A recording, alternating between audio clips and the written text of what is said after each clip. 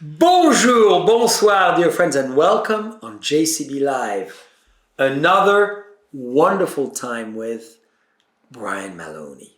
Brian Maloney is the man, and today the goal is for all of you to get to know him as well as I do. It won't be possible because we've been together for 17 years. Exciting years when Brian Maloney, sixth generation, California native, California farmer, and one of the first generation to shake the world in winemaking. So Brian, how does it feel to be a sixth generation Californian? Exciting. I think California right now is the place to be in the world. And to know that my family's been here for the length of time it has, it's exciting. So why is California the place to be in the world? Well, I think it's, when it comes down to it, where else would you want to be? I mean, you're here. Of course. But we have a beautiful environment. We have people who care about that environment. We have a dynamic intersection of all different cultures from around the world. And we have a land that provides us with some of the most delicious and amazing and beautiful places and things that to experience. I always, I've been blessed with the ability to travel some in my life. And I always come back home and looking out, whether it's on my parents' ranch or here at Deloche Estate, I can't see why I wouldn't want to live anywhere else. And Brian, tell us what it is to be Brian Maloney, 4 decades ago, being raised on a ranch and an amazing farm, and having a brother who still raises a lot of animals, a father who's still very involved to raise, dear friends, some of the best cattle that Sonoma has ever seen. So give us a sense of that childhood. Well, it was an interesting childhood because I grew up from distance-wise, an hour drive from San Francisco. I mean, a major metropolis. I mean, with all sorts of things happening. Yet I grew up in an area that was much more isolated. It's interesting when you come and visit wine country how quickly you can go back in the past in a way by just driving a few miles west of any of the freeways. And I grew up in one of those pockets of I think a different time and place, even though it was the early 1980s, and I felt very much connected to that farm life, that ranching lifestyle, the cycle of life and the seasons, whether it was the everyday chores of feeding the animals on the farm. And what kind of animals? Well, we primarily raise sheep, chickens, and beef cows. Yeah. And so every day there are. Well, what else is there? Those are the top. There's some great things to be said about that. But you also have that natural cycle as the seasons progress, whether it's the lambing season, which is happening right now, where people are you're watching those lambs, those cute little lambs in the green field, but they need to be taken care of. They need to be brought in, make sure they're healthy, make sure that they don't wander off from their mother in the field type of situation, to later on in the year where you have shearing and growing up doing 4-H, the whole cycle of life that you see involved with that, with the at the end point with the slaughter of the animals as well. And so it was this natural progression that I grew up with that I think so many people of my generation have become detached to. And only now, as we see this emphasis on real foods and sustainable living, are people becoming more and more in cycle with that way of life. And what influenced you the most, do you think, to be who you are today? Well, I'm very fortunate, dear friends. I know his brother very well, his sisters, because he has great sisters, a fabulous mom who I adore, who is a dynamo, a great dad. So an amazing family, really. Yeah, and I would say a lot of it is my mom. Whether it's the way we think, I think there's a lot of parallels in our thought processes, but also just the emphasis on making sure to care for the family, to pay attention to each individual aspects and all the dynamic personalities in a big family like my own. My mom always made us feel like she was with us in each of those steps and along the way, and made each of us feel as if we were the most important one, which is, I can only imagine the challenges that must be. And she was a working mother. Yes, she very influential in the insurance business in Sonoma. And she, went from someone who raised 6 kids and then went and created her own business, her own very, very successful business, one that has been an asset to the wider community here, introducing crop insurance to a tremendous number of growers in this area, which when that first was happening was kind of a small niche in terms of a farmer's farm plan. And now today we look at it with all the challenges we've had in the past few years. It has become one of the most important kind of cornerstones to making sure that our farmers in this area are viable year to year. And I have to say, my mom is, I think a lot of farmers in this area would say, is my mom is the reason why that has led to their success. She's an incredible lady. She deserves as well the full credit, as we celebrated Women last month. And to all of us, we celebrate women every day, 366 days a year. And I know you may say, Jean-Charles, there's only 365. But we just added an extra one for you ladies. You deserve it. So Brian, on that note, and Brian deserves a JCB Live where we spend a lot more time. But today is a shorter version, so you could get what we call in French un aperçu, a vision of who Brian is. And you see him a lot on our wine styles and, already videos, because he's a key force. Remember, not only he manages the Loge Vineyards, obviously Buena Vista Winery as well, and makes all the JCB Chardonnay, Pinots, and Sparklings. So very involved in all what we do. Now, Brian, we have horns. Before we dive into the wines, why do we have those beautiful cow horns on the table? Well, they're part of our symbol and our connection to biodynamics here at the Loge. We utilize the horns in terms of preparations that we use to apply back out in the vineyard, two in particular. One, yes, the 500, which is, I feel, one of the most important parts of any farming system. And it is the vessel where we provide the conditions for beautiful microbes to transform the natural products coming from animals into something that is so much more, something that spreads life really throughout our entire ecosystem. And so that 500 is cultivated in this horn, put into the ground, and then brought back up and then applied across our site. And then the 501, which is essentially our way of capturing light. It is just really ground sand that is put into this horn to kind of bind itself with the energies coming down, and then again broadcast out and helps refract that beautiful sunlight onto the plants, really strengthening the cells. So the horns are an important vessel. They're a historic vessel, of course. Not only are they used for those fermentations, but for many years, we also... They use for that in Switzerland. Musical. Musical instrument. But also as vessels for consumption. That's right. As is. Yes. And so the horn has had many uses throughout time. And we are inspired by that as well. He's smiling because it could be another toy for some of us. What a bad boy. He has a I was going mind. in a different direction. I think you often go in all directions.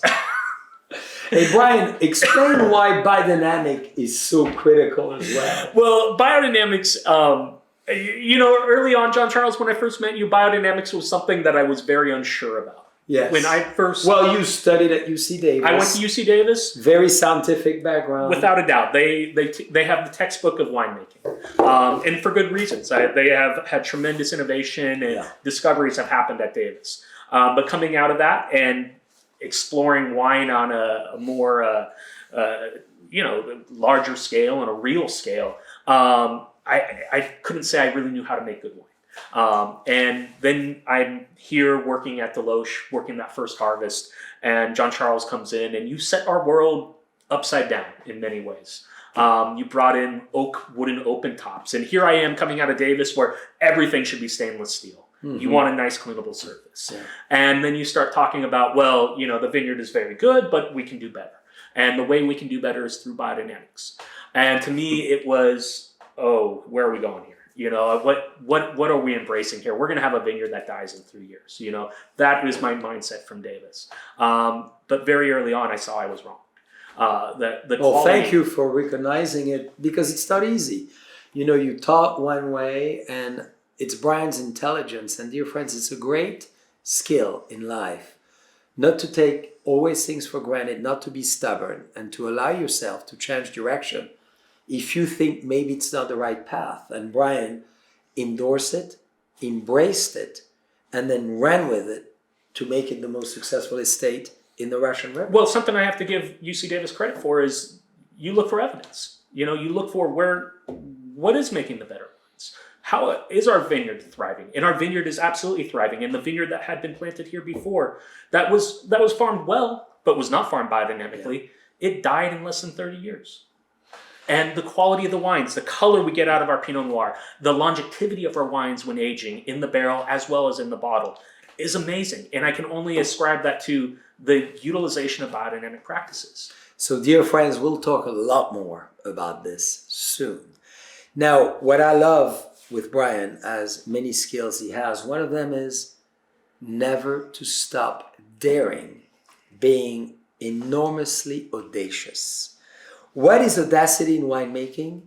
Is to allow yourself to go back in time and utilize historical techniques, the techniques that have been used by the Greeks, by the Romans, and reintroduce them in the 21st century. So, Brian, this is the prime example in this beautiful wine. I let you describe it because no one better has conducted so much energy into those clay and amphora that you have. Yes. So cheers to the innovation from the past into the future. Thank you, John Charles. So this is our amphora fermented Ribolla Gialla, which is an Italian grape. Ribolla Gialla. And it is made in what is called either an orange wine or amber wine style. And what that means is that much like a red wine, we take the grapes, these are white grapes that look kind of like Sauvignon Blanc, and we destem them, and then we make it much like a red wine on the skins. We don't press this wine immediately. It ferments on its skins. In the amphora. In the amphora, underground. So how does the amphora look like? Is it around 6 foot tall? It's a little bit shorter than that. It's probably about 4.5 feet. It holds the equivalent of about 1.5 barrels of wine. So it is the same shape as the classic amphora that you would see in like a Roman wreck or something like that, a shipwreck, or there's drawings or museums. The amphora shape is essentially kind of like a cone vessel with an opening on the top. And that is where we put the grapes. And this amphora has first been buried, and we have some tremendous videos that we're hoping to share of us burying these amphora and filling them with the grapes. And the grapes are added to it. It is underground, it is sealed up, and then the natural fermentation takes place for about 2-3 weeks. And we bury them here, obviously, on the domain, on Domaine de Loge. Yes, when you come and visit us at the domain, you can actually see these amphora because they are permanently in the ground at this point. And so you can come, see the amphora, and then after the fermentation is done, we taste the wine, we watch as it evolves, all this time underground. And then we bring it out, we press it, and then we bottle this beautiful, beautiful liquid. So why should our friend get behind this wine and be audacious themselves? Beside the gorgeous packaging, the embossed fleur de lis on this antique, shorter bottle, although it's a 750, don't think it's a less quantity. Why should they buy this? Well, I think when you look at the rainbow of wine, right? You have your sparkling wines, you have your lighter white wines, your bigger, fuller bodied white wines, your rosés. This is something that fills out that rainbow that so many people I think have missed within the spectrum. They jump immediately from their white wine to their red wine. And this is something that lies in between. It has more texture than your average white wine. In fact, it drinks much more like a Pinot Noir in my mind. Absolutely. It has a structural element, a flavor elements that you don't get from these other wines. And for you, who is a true culinary lover, what would you pair this lovely wine with? Well, I will tell you, last night we had a new restaurant opened up. It's great to see some new restaurants opening up.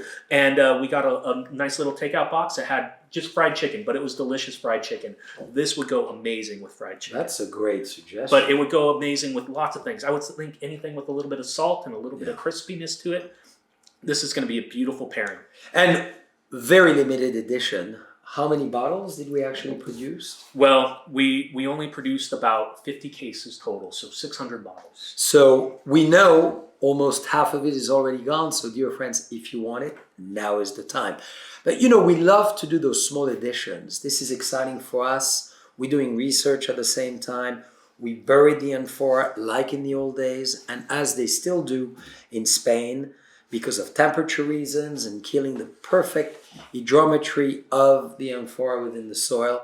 So it's exciting. Again, our life is to go back in time and learn from the past. And sometimes things are not applicable to today, but sometimes we should use those techniques to today's time.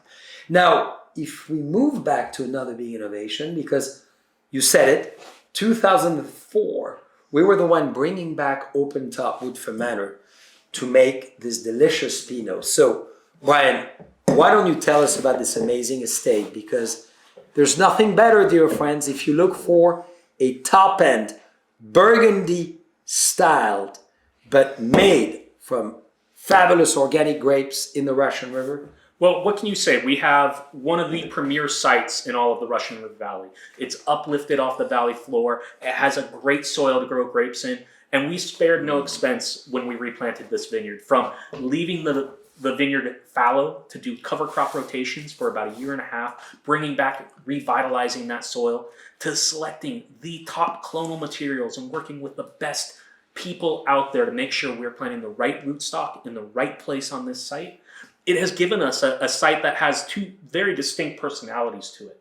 You have the Bienvenue, which is this very welcoming, rich, intense wine. Yeah. And then you have this Parcelle Cachée, a little bit more hidden, a little bit silkier, but so worth the exploration of when you get a chance to have one of those beautiful bottles. Well, it's like our sculpture, Earth and Sky. Open arms, like Bienvenue, you open your arms to the guest. You have something with a lot of flesh, a lot of volume, a lot of warmth. And then the Parcelle Cachée, a different style. So on one estate, as in Burgundy, like the Clos Vougeot, when you think about it, many different styles within 52 hectares. So Brian, what should people do with this estate? How long should they lay it down? How much should they collect? What's your vision for this wine as you make it? Well, I see this as a collector's wine.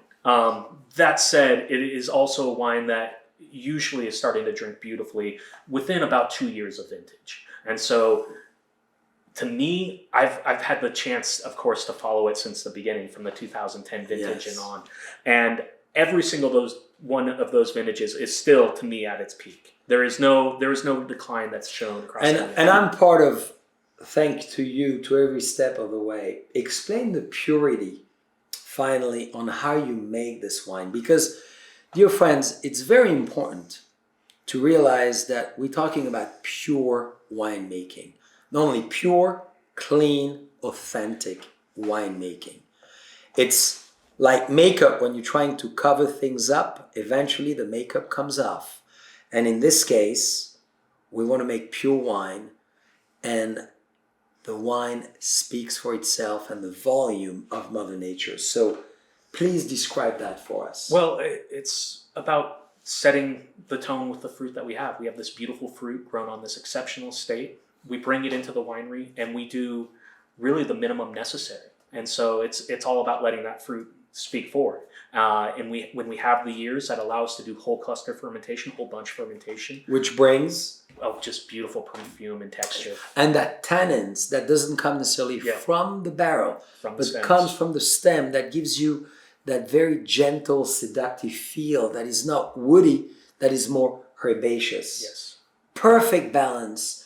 And whole cluster was relaunched in the 50s and 60s in Burgundy, in those famous vintages. I can think of 1957, 59, 64, 68, 69. I mean, those top vintages where we did a lot of whole cluster. Well, in 2004 at Deloche, when we got the Wine Enthusiast #1 wine of the year with that 100% whole cluster Pinot Noir from this property right here. That says it all. So, dear friends, you could see Mr. Maloney is the man safeguarding the temple of Deloche Vineyards, of Domaine Deloche, of really a new history written from a Burgundy perspective to California action. And that's what is so exciting, is to have the flavor, the style of California, still capitalizing on historical techniques. You've seen it today. Young, 17 years ago, still very young, but very dynamic. One of the best winemaking talent in the heart of California. I'm very pleased that Brian has not only taken the helm of Deloach, but Buena Vista and JCB, and he's showing us that we can make phenomenal wine from an amphora to an open-top wood fermenter to audaciously, create whole cluster wines. That was not the case in 2004. Today, everybody's following, of course. When it works, people come with you, and we're delighted. So, Brian, to your leadership, your great talent, your family, your mom that I know is watching, and all of us at Deloach Vineyards, you all part of our extended family, come and visit. The site is spectacular, isn't it? Without a doubt. So we cannot wait. Deloach Vineyards, Domaine Deloach, Amphora, and the estates. See you soon.